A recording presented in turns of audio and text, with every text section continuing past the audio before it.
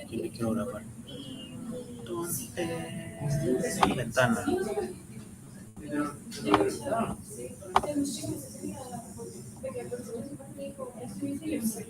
Listo. Bueno, vamos a empezar. Les voy a mostrar de forma rápida una presentación para tratar el tema del lenguaje especializado, bueno, sí, el del lenguaje médico, pero el lenguaje médico es un lenguaje especializado cualquiera, tiene sus características específicas, pues sí, tiene de cierto modo sus características básicas, pero en su mayoría las comparte con las de cualquier otro texto científico en lo particular. Pues esta presentación es de la autora Isabel Santa María y del doctor Joaquín Martínez. La presento porque pues, muestran un panorama muy amplio de las características que tienen en general los textos científicos especializados. Esta pues te la voy a subir a Blogger para que la puedan consultar. Nada más voy a mostrar algunas cosas básicas de la presentación porque sí está muy amplio todo lo que engloba el tema. Entonces, bueno, pues es un brevario bueno, de lo que trata la presentación. Y pues comenzamos con la primera parte acerca de la diferencia entre el lenguaje general y lenguaje especializado, donde no me voy a concentrar mucho, ya que es un tema que ya debieron haber visto previamente en semestres anteriores. Me voy a enfocar más en las partes que corresponden con el lenguaje médico y punto así, pues muy puntual. Entonces mencionando el lenguaje especializado, ¿cuál es el lenguaje médico? Es un lenguaje que se ha estudiado prácticamente desde comienzo, desde finales del siglo XX, comienzos del siglo XXI. Estamos ahora por la necesidad de la comunicación científico especializada. Cabe señalar que sí, es cierto lo que mencionan estos autores, de que sí, el estudio formal del lenguaje especializado comenzó a finales del siglo XX, sin embargo, el estudio del lenguaje tal cual sí comenzó algunos siglos anteriores, desde el siglo XV y XVI, con el trabajo de Carlos Linneo y entre otros investigadores, que empezaron a realizar lo que era la clasificación de las ciencias naturales, en el caso de Carlos Linneo, y entre otros, la investigación de vocabulario especializado en diferentes áreas del conocimiento. Entonces, sí, es un poquito más arcaico, claro. El estudio formal tal cual sí es a finales del siglo XX, más que todo por la cuestión de la globalización y la necesidad del desarrollo tecnológico a nivel mundial. En los siglos, en la década de los 40 y 50, comenzó a haber un desarrollo sobre todo por la época de la Segunda Guerra Mundial, en la cual, ya como deben saber, la traducción se desarrolló mucho mayor a producto de la guerra, el desarrollo de tecnologías aplicables a la traducción y también el desarrollo de las computadoras. Pues, el estudio de lenguaje especializado pues, ha sido muy importante, pero claro, particularmente a finales del siglo XX con la globalización y el desarrollo de países como Asia, como Japón, Corea, que han desarrollado mucho mayor el campo tecnológico y los demás países para no quedarse atrás junto con él. Y además de Estados Unidos que ya ha estado a la vanguardia tecnológica y armamentista desde el comienzo del siglo pasado, pues se ha visto esta necesidad de desarrollar el lenguaje ya en la parte léxica, pero también en el estudio del estilo de redacción científico-técnica.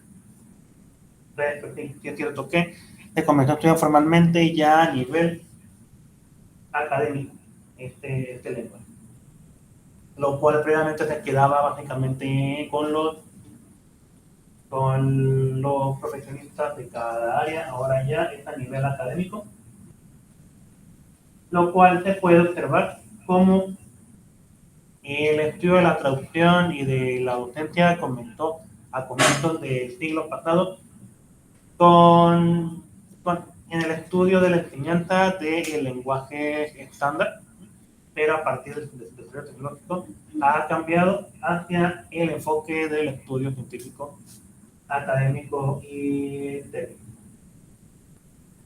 Y ya pues, son las características de las unidades de conocimiento, según Cabré, donde actualmente ya la sociedad se está enfocando más en el desarrollo de tecnologías y de la ciencia, aparentemente. Lo que se busca es que en los estudios se busque la especialización, que el lenguaje que se utilice en cada especialidad sea universal, que hay un enfoque hacia el plurilingüismo, donde ya no basta únicamente con crear un glosario para en cada lengua, sino que este glosario ya sea un glosario multilingüe, que sea también normalizado y compartido entre los diferentes hablantes de las lenguas que correspondan a ese glosario. Y para la búsqueda constante de la información. Y con esto voy a dejar con esta parte. Y bueno, esto ya es información adicional, como la importancia del desarrollo del lenguaje especializado a partir pues, de las necesidades comunicativas a nivel internacional, a nivel mundial. Y pues también debido al desarrollo de los medios masivos de comunicación, como la televisión, pero actualmente los medios digitales que tienen que ver con el Internet, pues hace necesario que haya esta transmisión de conocimiento y que también ha acelerado el desarrollo de este tipo de lenguajes.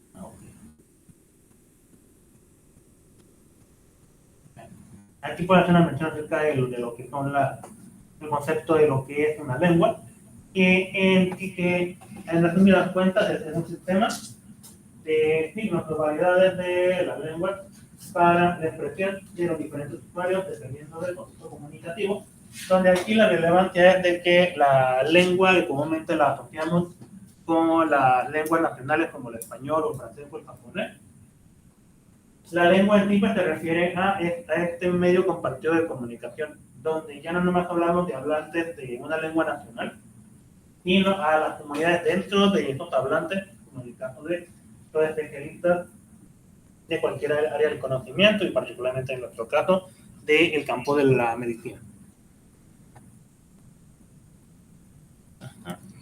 Donde pues el desarrollo del lenguaje de especialidad pues, se vuelve vital porque al lenguaje especializado, para estar insertado dentro de la lengua de la lengua nacional, es importante llegar a la normalización del lenguaje especializado para lograr pues, lo que se mencionaba primeramente, que haya una universalidad del lenguaje y por tanto una normalización para evitar que se generen muchos sinónimos que provoquen ambigüedad en el lenguaje especializado.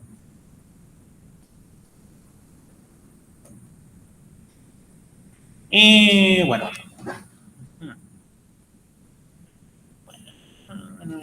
esas son características de cualquier lenguaje, tanto general como de especialidad, donde pues cada lenguaje va a tener su variación, aún con el lenguaje especializado. El lenguaje de los especialistas, al estar insertado dentro de la lengua del hablante, ya sea el español o el japonés, aún cuando tiene características específicas de un léxico así normalizado, de todos modos sigue siendo un lenguaje, una lengua que va a tener algunas palabras que como en cualquier lengua, tiene su dialecto donde va a haber algunas variaciones en el tipo de palabras que van a usar. Y en lo particular, pues, se va a reflejar en los adjetivos, en los verbos, y pues, básicamente, por lo general, se trata de normalizar a nivel sustantivo, o sea, los nombres de los, en el caso de la mitad de los procedimientos médicos, de las enfermedades, de los síntomas, donde a lo mejor sí hay mayor cantidad de variedad a nivel sustantivo es en el nombre de los medicamentos. Donde pues aquí el nombre del medicamento pues, va a ver dependiendo de cuestiones geográficas y pues también de la empresa. Si en cierto país hay una farmacéutica que quiere vender el mismo medicamento para diferenciarse de la farmacéutica que venda la misma medicina, pues le va a dar un nombre de patente, ¿no? Como el caso del ácido acetilsalicílico, que pues, comúnmente lo conocemos como aspirina. Pero en otros lugares pues va a tener otro nombre. Y pues ya, las otras variaciones pues van a tener que ver pues, a nivel pues, de la lengua, o dialectal, pues, dependiendo de los cambios generacionales, donde podemos ver, por ejemplo, el caso de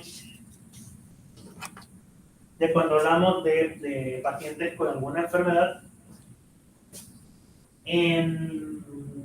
Hace algunos años, por no decir hace mucho porque es relativamente reciente, cuando hablábamos de una persona enferma de algo, le llamábamos, por ejemplo, una persona con diabetes, es un paciente diabético.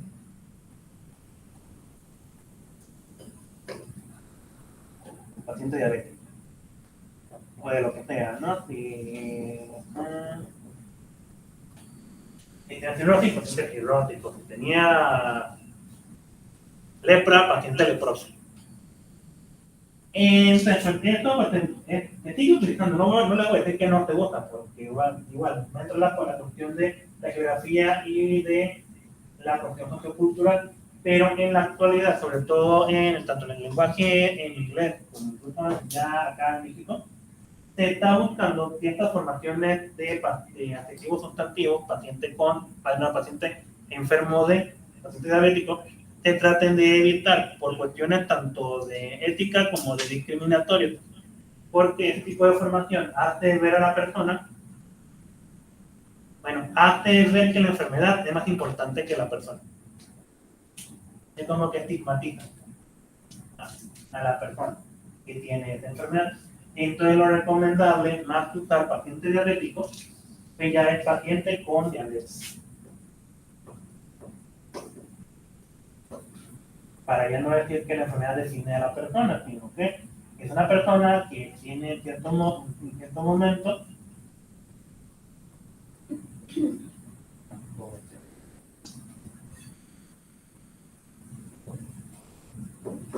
sino porque esa mujer tiene esta enfermedad y que lo que te va a buscar es tratar de que ya no la tenga, quitarle esta condición.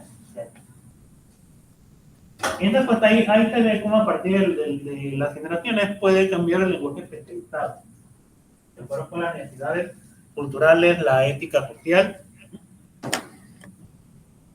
incluso la política lingüística. Y a lo mejor la sociedad pues todavía no necesita esos cambios, pero como tiene que desarrollar la ciencia y la tecnología, si se populariza a nivel en las academias de mayor prestigio cierta terminología, pues las academias que no tienen tanto prestigio las van a adquirir esas formas de expresión. Y pues ya, las otras cuestiones por las cuales va a variar el lenguaje especializado, pues ya va a depender de los interlocutores, que son las personas que llevan a cabo la comunicación, lo que conocemos como el emisor y el receptor, o en el caso de la medicina, pues los médicos, un médico con otro médico, o el médico o el paciente. O sea, dependiendo de con quién está hablando la persona, es la forma en cómo va a utilizar el lenguaje. de ser un lenguaje altamente especializado cuando se comunica médico con médico, investigador con investigador, a hacer un lenguaje pues, ya no tan especializado, tan formal, cuando el médico habla con su paciente, para que el paciente que no conoce de la enfermedad que tiene, pues entienda qué es lo que tiene y cómo pues, se va a tratar lo que padece. Y ya el canal de la comunicación, y es comunicación de comunicación frente a frente, o si es un artículo científico, o si es algo de la prensa, pues también varía la intención que es lo que se trata de comunicar y el tema que se esté tratando. Esto pues es un resumen de lo que ahorita pues acabamos de mencionar.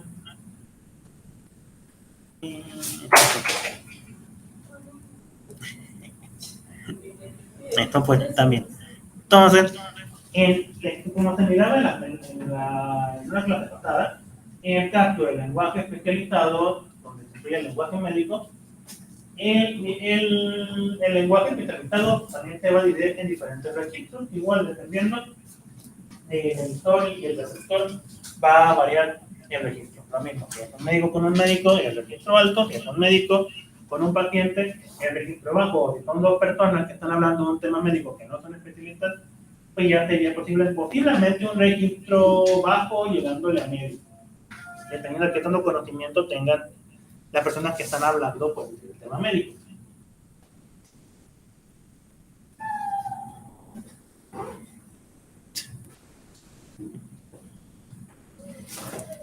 Entonces ahí el concepto de lo que es la lengua común, la lengua pues, de la mayoría de los hablantes, contrastada con el lenguaje especializado, donde pues, ya empezaríamos a ver las diferencias entre uno y el otro. Ahí no me voy a meter tanto en esta cuestión. La cuestión pragmática. La diferencia entre el lenguaje general y el lenguaje especializado. Pues de forma rápida, la lengua general puede ser una lengua cuya función es básica, es meramente comunicativa y social. Una de las funciones del lenguaje van a ser conativa, tratar de convencer a alguien o de decirle algo para que haga algo a la otra persona. Emotiva, expresar emociones. La fática, que es nomás entablar comunicación, un saludo, hola, ¿cómo estás? Bye bye. Entre otras, por lo tanto, el lenguaje general pues, suele ser meramente social, por lo general. Las temáticas suelen ser genéricas, los usuarios pues somos usuarios pues, generales, que podemos hablar de cualquier temática sin ningún problema. Y la institución comunicativa, ahí menciona que es formalizada, pero ahí sí ya va a depender de las personas que estén hablando. O sea, no vamos a hablar igual con los amigos que con el jefe del trabajo o con el director de la facultad.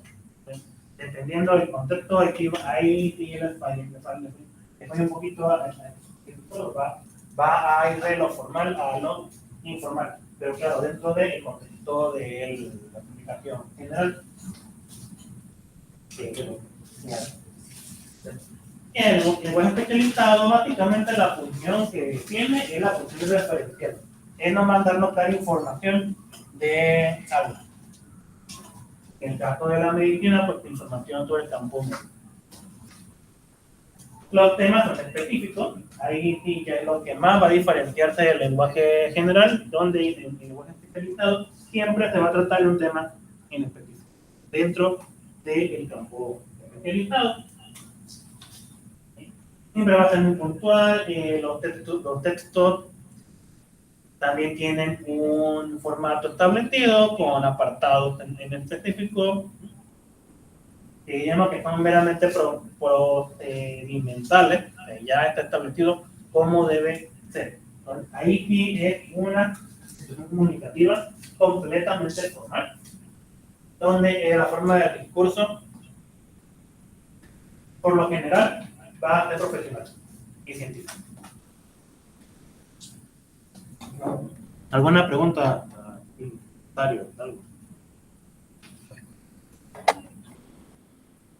El video se los voy a subir a la plataforma para que lo tengan.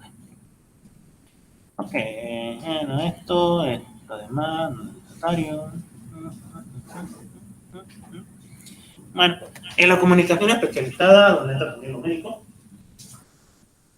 eh,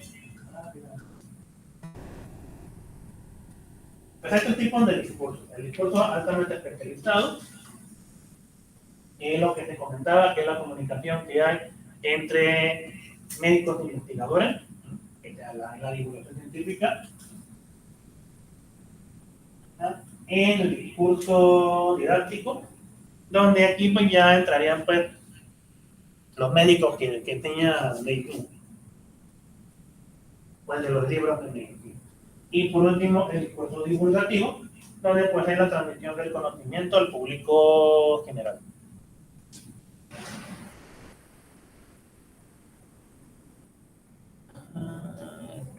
Lo mismo. Venga, porque siempre hay mucha información, ¿eh? No me quiero tardar todo el tiempo viendo lo mismo. Entonces, características generales del lenguaje especializado, pues uno pues, es que busca hacer un lenguaje universal, el mismo para todos los especialistas del campo temático. Es un lenguaje objetivo, porque viene del estudio científico. Es preciso porque busca que haya una palabra para cada concepto, para evitar la sinonimia y la ambigüedad dentro del lenguaje. Debe ser un lenguaje coherente, que todo lo que se exprese tiene una estructura definida. Debe ser completamente comprensible, donde cada concepto va ligado uno con otro para expresar las ideas de la forma más adecuada posible para que la pueda comprender el destinatario.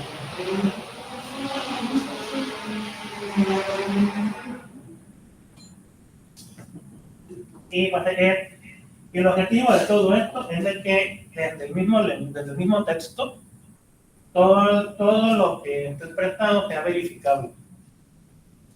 ¿Qué es esto? Porque es un artículo científico. Al leer los especialistas que, por ejemplo, van a revisar el artículo para publicarlo, lo que haya escrito el especialista, los revisores del artículo lo puedan investigar y puedan corroborar que todo lo que escribió la persona pues, es información fidedigna.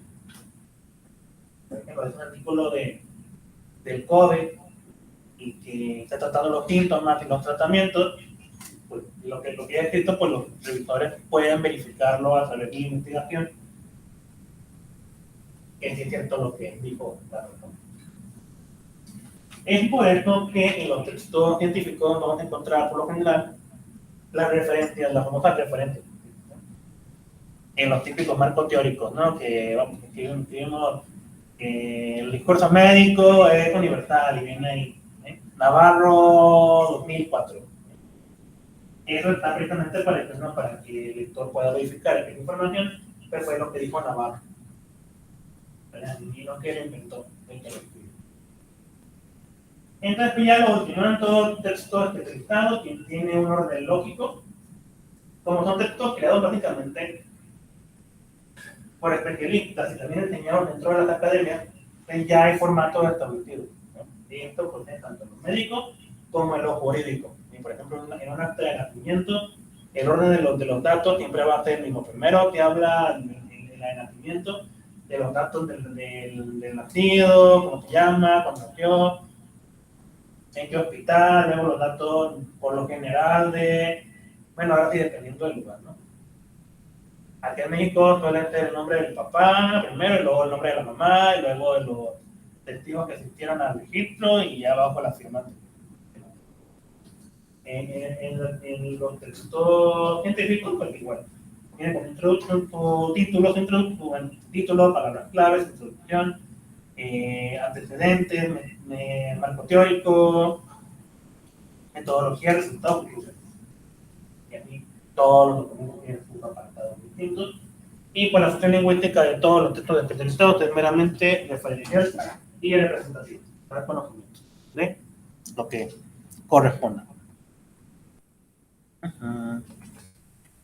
Ok, bueno, entonces A nivel lingüístico, las características pues, son las que ahorita mencionamos, la posición, la predicción, la sistematicidad, y que por lo general los textos especializados se escriben en formas impersonales. Es muy raro que encontremos, sobre todo en un artículo científico, que el autor hable de yo. Yo investigué esto, nosotros investigamos esto. Sino que más bien se investigó el fármaco tal. Esto para mantener la objetividad, porque se considera que uno escribe en primera persona, por alguna razón como que resta objetividad. Entonces, no se mira bien.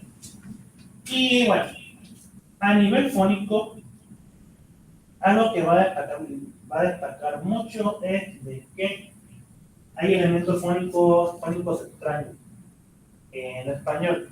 Por lo general va a haber presencia de extranjerismo.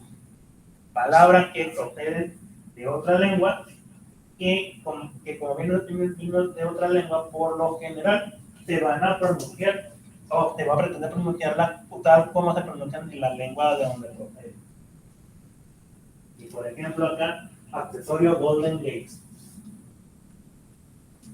Es extraño porque pues, son términos que de otra lengua dentro del español, pero que también pueden ser extraños porque cuando los lee un no nativo de la lengua, pues a veces la pronuncia de forma diferente, ¿no? Entonces que sea Golden Gate, Golden Gate, ¿no? Golden Gate. Pero es a nivel fónico. Elementos fónicos extraños. También por eso muchas veces cuando vamos a una conferencia, a veces no entendemos lo que está diciendo el orador porque está pronunciando términos que a lo mejor está pronunciando de su lengua original o está leyendo alguna palabra, pero por su forma de pronunciar, pues no se ajusta a cómo se pronunciaría eso y no suena extraño. A nivel morfosintáctico, en el lenguaje especializado, y lo bueno es que los ejemplos casi todos son médicos, hay un predominio por sustantivo. Miramos aquí el ejemplo de reparación industrial del monóxido de carbono que lleva a cabo mediante utilización de carbón por el aire o el agua. De las cerca de 15 palabras que hay dentro de esta oración, pues 7 son, la mitad son sustantivos. ¿Por qué? Pues precisamente para que el lenguaje sea preciso. También, como las oraciones dentro del texto especializado contienen mucha información, también hay una abundancia de sintagma preposicional. ¿Recuerdan qué es un sintagma preposicional? Todo un conjunto de palabras que empieza con una preposición. En otras palabras, hay un montón de preposiciones dentro del texto. Porque están conectando las ideas, propiedades del ya, utilizado para, que, de, básicamente. Y pues también para aquella precisión dentro del lenguaje, pues también hay no un abuso, sino también un uso exagerado del sustantivo determinado, la.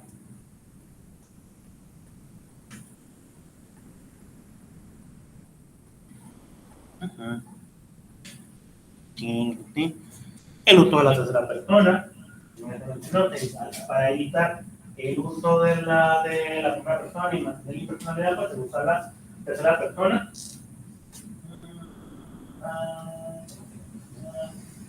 El uso de los tiempos reflejos, el uso exagerado del se, más menos se, llevó a cabo se, publicó se, sometió.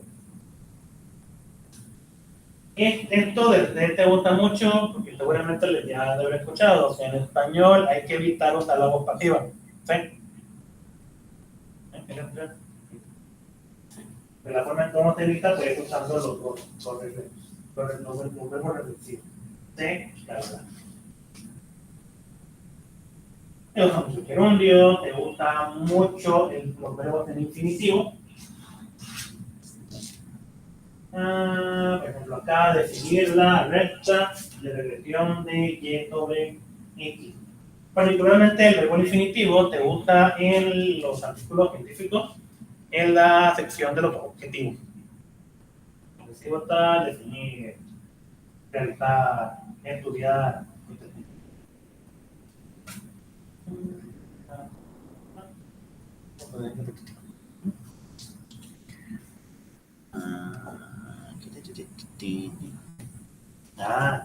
pero acá acaba de decirnos que en español se busca evitar la voz pasiva.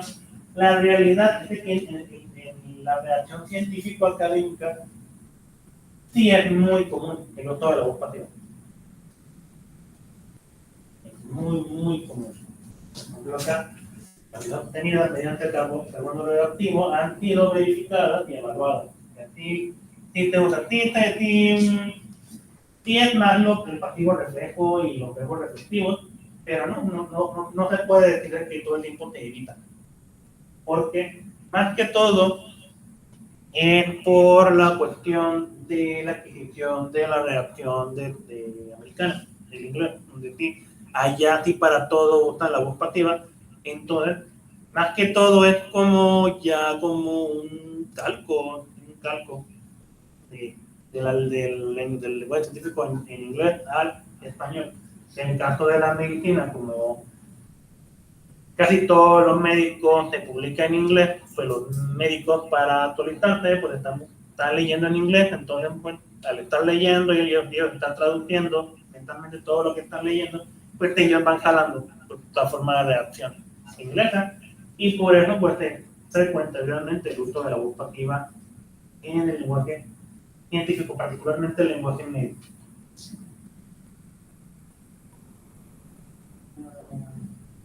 Y bien prácticamente de lo último, ¿no? El uso de expresiones, formulismos dentro de el discurso, como ya hemos señalado.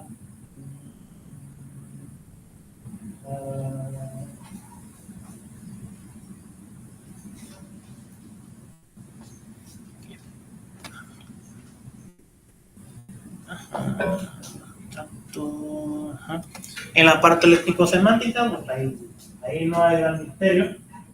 Pues está el uso de tecnicismos, de técnicos propios de lenguaje especializado, como el campo de la química, la física filogénica, que la repetición de palabras, que por lo general se enseña que debemos evitar las muletillas, que repetir la misma palabra una y otra vez. Y el lenguaje académico sí es muy común en la repetición, precisamente por la cuestión de la precisión, para evitar la sinonimia y la ambigüedad. Ahí sí no importa repetir la palabra, por eso vamos a encontrar en los artículos científicos mucha la repetición de las mismas palabras, o incluso para evitar a lo mejor escribir la misma palabra, vamos a encontrar mucho siglas y abreviaturas. Disolución, PU, FI, o es lo que les voy a mostrar también. Y pues es muy común la creación de neologismos, como del lenguaje científico, en el caso del lenguaje científico médico, todo el tiempo están descubriendo enfermedades, tratamientos, etc. Pues para cada cosa que se descubre se le tiene que dar un nombre nuevo. Entonces, pues básicamente es el neologismo, lo cual para nosotros como traductores eso suele ser una de las dificultades más frecuentes dentro de la traducción científico-médica, porque como son palabras nuevas, pues hay este problema pues de que estamos traduciendo, como es palabra nueva, en la lengua meta no existe. Y hay que buscar en la lengua pues cómo expresarlo, ¿no? Si la palabra no existe, a lo mejor usando el préstamo, que suele ser lo más común, tomando la palabra original tal cual, dejarla así y hacer una explicación de qué trata y a qué se refiere el término. Precisamente cuando se refiere en los textos científicos, vamos a encontrarlo en el logismo como préstamo, la palabra tal cual de la lengua original. Un calco cuando pues uno como traductor decide modificar un poquito la morfología de la palabra para adecuarla a la forma de pronunciar ese término en la lengua meta o el uso de la sigla.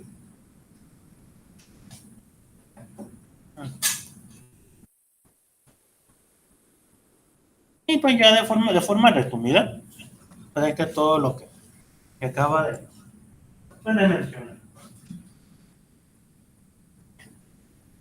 Y pues ya. ¿Alguna pregunta? Ay, ¿cómo estamos de tiempo? Oye, son los 8:12. Bueno. Entonces, pues en la parte de la introducción del lenguaje especializado, puse esa porque quise hacer un poquito más de información acá. Esto, pues es básicamente lo que vimos ahorita. Voy a pasar a la cuestión del lenguaje médico. Esto, bueno, aquí está un ejemplo donde, vamos a poner el último ejemplo.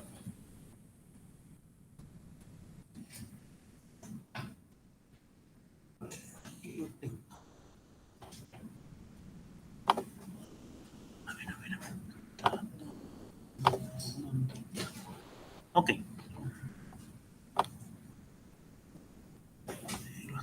Este es un ejemplo de un resumen de un artículo de gastroenterología que lo podemos tomar. Y aquí un poquito más grande, que lo vean mejor. Entonces, ¿qué es lo que miramos? Primeramente, en la cuestión pues, de que este es un texto médico de gastroenterología, donde se observa primeramente lo que miramos, el uso del artículo definido, siempre junto con el nombre de alguna enfermedad, o sea, la pandemia. Siempre te busca ser muy específico. También la presencia abundante de sustantivos, específicamente irritable, es uno de los trastornos y la interacción cerebro-intestino en el mundo. Y le podemos seguir con la pandemia COVID-19, salud mental, población, impacto, severidad, pacientes largos. Hay un estimado de que en el lenguaje médico, dentro de una oración, entre 50 y el 60% de las palabras pueden ser sustantivos. Y ahí lo podemos ver perfectamente, donde cada 2 o 3 palabras hay un sustantivo. Lo otro es que igual vemos la presencia de verbo en infinitivo, en este caso que es un objetivo, comenzar con el verbo infinitivo evaluar, el efecto del estrés traumático. También está la presencia de siglas. Y en el caso particular del texto médico, las siglas son muy abundantes, afortunadamente en el caso de la traducción. Cuando te usa una sigla en un texto médico es porque en algún punto del texto explicó el término completo y entre paréntesis la sigla. Como en el caso de síndrome de intestino irritable, paréntesis SI. Esto se usa para evitar el estar repitiendo continuamente el término completo. Entonces ya después lo vamos a encontrar. Síntomas gastrointestinales en pacientes con CI, que es lo que pasa con eso. Y así en todo el texto vamos a ir encontrando todo esto. Igual acá, siglas un poco más complejas, donde se repite el I, pero como acá ya hablan de EI diarreico, como lo van a estar utilizando continuamente ese término, lo hacen siglas y ahora es I-D. Y una cosa que no se menciona en el texto, pues es la presencia obviamente de cantidades, como el caso de los porcentajes, de valores numéricos, también de unidades de medida.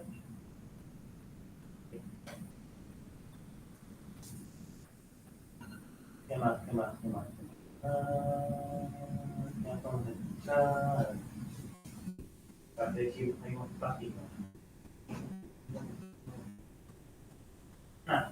Aquí sí hay aquí no hay voz pasiva, pero hay voz pasiva refleja, sea realizable, sea acción. Bueno, y lo impersonal. En ningún punto del texto, si nos fijamos detenidamente, utilizan los pronombres yo, nosotros. Luego el texto es completamente impersonal. Nunca te dice quién hizo la investigación. Más que arriba donde están los autores. Pero ya en ninguna parte del texto vamos a encontrar quién lo hizo. Sale. Pues ahí está este ejemplo.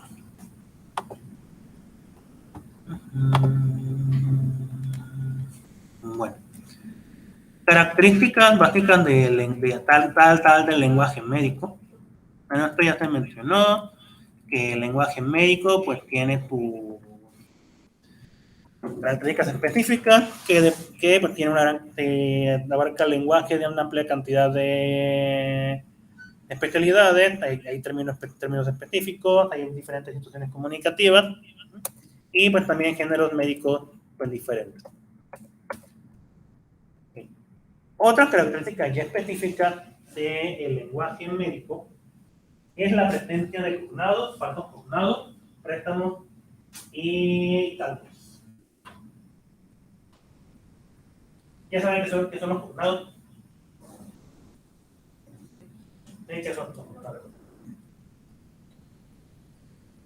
Pues son las palabras que se parecen, o sea, de un idioma al otro, pero significan cosas distintas. ¿Son los falsos? Ajá, falsos cognados. ¿Y los cognados cuáles son? No sé. Yo pensé que. No, los cognados tal cual. Ok. Que se parecen y significan lo mismo. Y ya los falsos cognados son los que se parecen pero no son lo mismo. El préstamo, ¿se acuerdan qué es? Sí, cuando tomamos el término tal cual y lo ponemos. ¿Y el calco? El calco es como cuando, por ejemplo, dicen que en inglés, por ejemplo, que es basketball. Y en español es que basketball. Sabe como así como escrito más bien como, o sea, no, es que no sé cómo explicarlo, no sé si usted sepa cómo a lo que me refiero.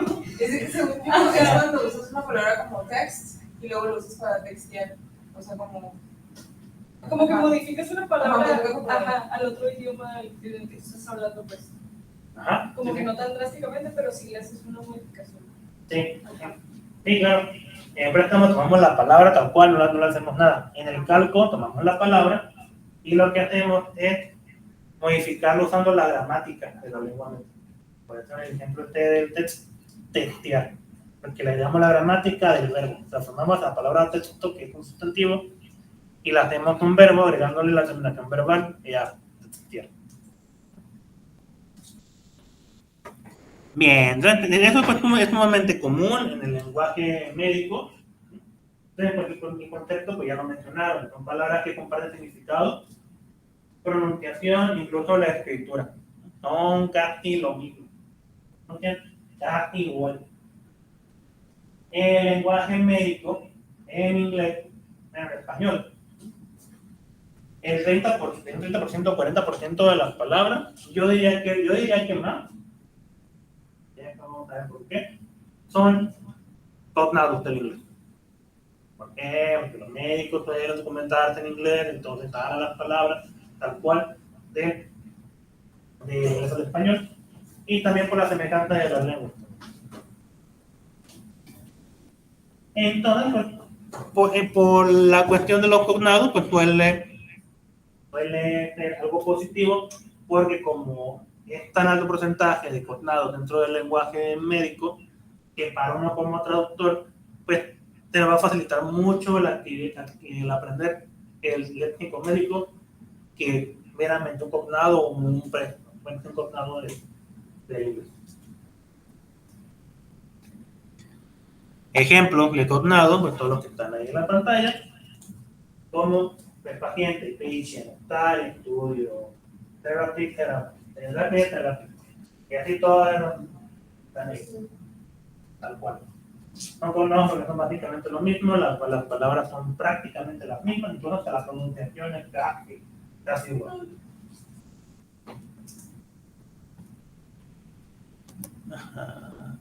Caso contrario son los falsos cognados, donde sí se pueden decir las palabras, pero ¿quién es la definición? Palabras homógrafas, equívocas, de traducción engañosa, que existen en las dos lenguas, pero que han tenido una evolución etimológica. Dice homógrafa equívoca porque escriben casi igual, no más que no, a nivel morfológico es equívoco porque no, los morfemas no significan lo mismo. Por ejemplo, pues los que están ahí, ¿no? Asset, bueno, cognado, éxito. Porque la palabra correcta en español pues es salida. Idiom, es un idioma, pero es un modismo. Ejemplos de la medicina.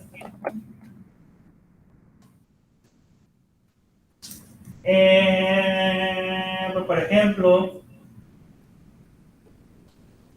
condition, que lo ponen como condición, cuando pues realmente lo correcto sería trastorno de enfermedad. También una palabra que suele ser un tanto común en el lenguaje médico en inglés es bizarre, que solemos traducirlo al español como bizarro.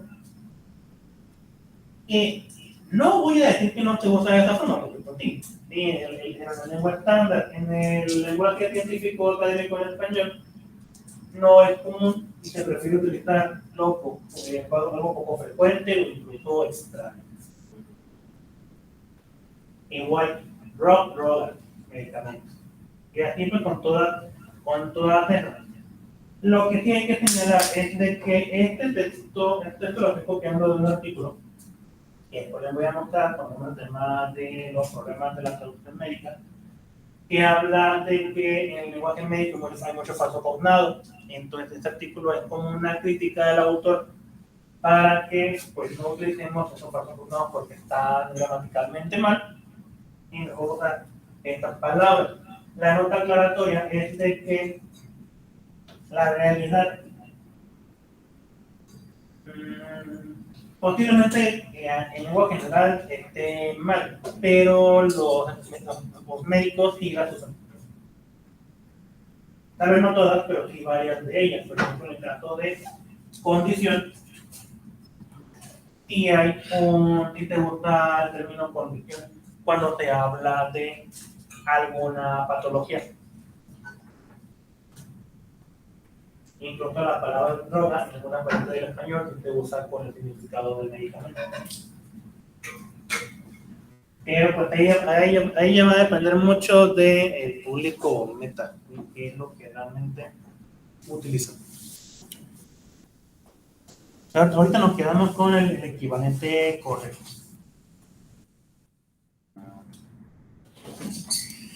Entonces, pues esto es lo que les mencionaba. Aún cuando los gramáticos dicen que los falsos cognados no se deben usar, es evidente de que en el caso de términos como desorden, que es traducción directa, la traducción literal de desorden, se indica su uso, pero que en el caso del campo de la medicina sí se usa la palabra desorden. En el caso de ejemplos como desorden alimenticio, desorden funcional, etc.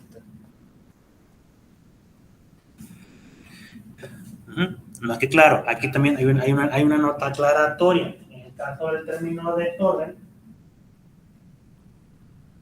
sí se usó, se sigue utilizando, pero en el caso específico, por ejemplo, de desorden alimentario, ya está en desuso porque se refiere a utilizar ya muy bien la palabra trastorno alimenticio. Es lo que iba a decir. Igual como otras enfermedades, como el que antes decía el desorden del espectro autista, ahora es trastorno del espectro autista. ¿Por qué cambia? Porque por lo general entró desorden como un calco del inglés. Con el paso del tiempo, muchas palabras que son calcos se quedan y otras pues van cambiando. El caso de desorden como se ha normalizado y especificado los tipos de enfermedades. Los desórdenes son una cosa, los trastornos son otra cosa, las condiciones son otras, entonces pues ya se cambió el desorden por trastorno, en ese caso, en ese caso específico. Los presnofios son palabras de otra lengua que te gustan tal cual en la lengua meta. En el caso de la medicina, y son comunes, por ejemplo, el caso del término bypass, que es conocido. Los stents, que son pues, un dispositivo que se introduce a una vena o una arteria cuando hay algún problema en la circulación, también para ir como quitarnos cuando hay como aterosclerosis. Que el nombre de los microorganismos, el nombre científico, pues te queda, te usa todo el los nombres en latín. Y ya por último, los calcos. También son muy comunes para evitar usar el extranjerismo por traducirlo de forma literal. El término, en algunos casos, son abnormal breathing, respiración abnormal, personas with diabetes, personas con diabetes, etc. Y ya lo último. Hay un uso abundante, como vimos en el ejemplo, del uso de siglas de abreviaturas, que pues, es la forma que usan los médicos para evitar repetir una y otra vez un término. Y mejor usan, y también por economía lingüística. En vez de escribir todo un término muy largote, mejor la sigla. Y ahí están algunos ejemplos de algunas siglas que se usan en el lenguaje médico, como HR, heart rate, que es frecuencia cardíaca, que en español pues te gusta la sigla FC. Igual como la nota aclaratoria, y cuando apunta una sigla dentro de un texto médico, por lo general pues te muestra primero se muestra el término completo y luego entre paréntesis la sigla y ya te usa continuamente. Por lo general, porque sí, no les voy a decir que no hay textos médicos que no tengan nota aclaratoria. Cuando te gusta una sigla que es muy general, muy conocida, sí puede pasar que ningún punto del texto te menciona qué significa. Entonces ahí pues tendrías que investigar qué significa la sigla dentro de ese texto médico. Y pues, ya ahí lo vamos a dejar. ¿Alguna pregunta? ¿Está todo bien? Díganos mejor porque ya son las 8:30. Entonces, bueno, si no hay más preguntas, aquí voy a cerrar. En la próxima clase vamos a revisar el ejercicio del glosario, de los términos médicos. Ya. Y ya.